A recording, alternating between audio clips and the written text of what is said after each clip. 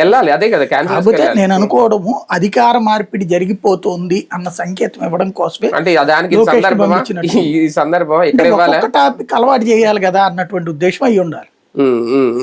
లేదంటే ప్రభుత్వం దృష్టిలో, బాబు గారి దృష్టిలో ఏదైనా చిన్న ఇష్యూ కింద ఏమైనా చూస్తున్నారా? అట్లా చూస్తున్నారని నేను అనుకోను. లేకపోతే లోకేష్ నిలమనేవాళ్ళు కాదు కదా, అక్కడ ఉన్నటువంటి మంత్రులు నిలమనేవాళ్ళు, హోంమంత్రి వెళ్తే సరిపోయొద్దు అనే లెక్క ఉండేది. కానీ ఇతను వెళ్ళారంటే అధికారికంగా పంపించినట్టే. కాకపోతే టైం కరెక్ట్ కాదు, ఆలోచన కరెక్ట్ కాదు. ఇంకోటి ఏంటంటే ఈ ముసుగులో గుద్దులాట వద్దు, ఎదుల్చుకుంటే అనౌన్స్ చేసేయండి. ఆ సాగతీత వలన లేనిపోని తలనొప్పులు వస్తాయి.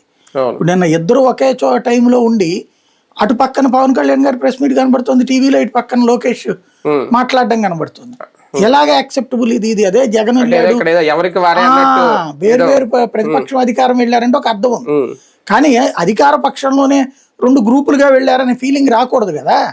ఎందుకు తెప్పించుకున్నారు అది? ఇది ఎలా అనిపించింది అంటే, తిరుపతిలో తొక్కిసలాట జరిగిన మీకు గుర్తుంటే, పవన్ కళ్యాణ్ గారు వెళ్ళినప్పుడు అదే ఆసుపత్రికి అదే టైం జగన్మోహన్ రెడ్డి గారు వెళ్ళడం, అంటే ఎవరికి వాళ్ళు అక్కడ కనిపించింది. ఇక్కడ కూడా లోకేష్, పవన్ కళ్యాణ్ గారు అట్లా అనిపించింది. మరి నాకు అదే అనేది కావాలనే జరిగినట్టుంది, అనవసరమైనటువంటి పని చేసినట్టున్నారు. దాన్ని కవరప్ చేయడం కోసం ఎట్లాగూ వంటింటి పత్రిక అయినటువంటి జ్యోతి రాయించి ఏదో కారణం చెప్తారు, సొల్లు కబుర్లు చెప్పొచ్చు. కానీ ప్రాక్టికల్ గా అయితే మాత్రం నాకైతే అనిపించింది. కానీ ముఖ్యం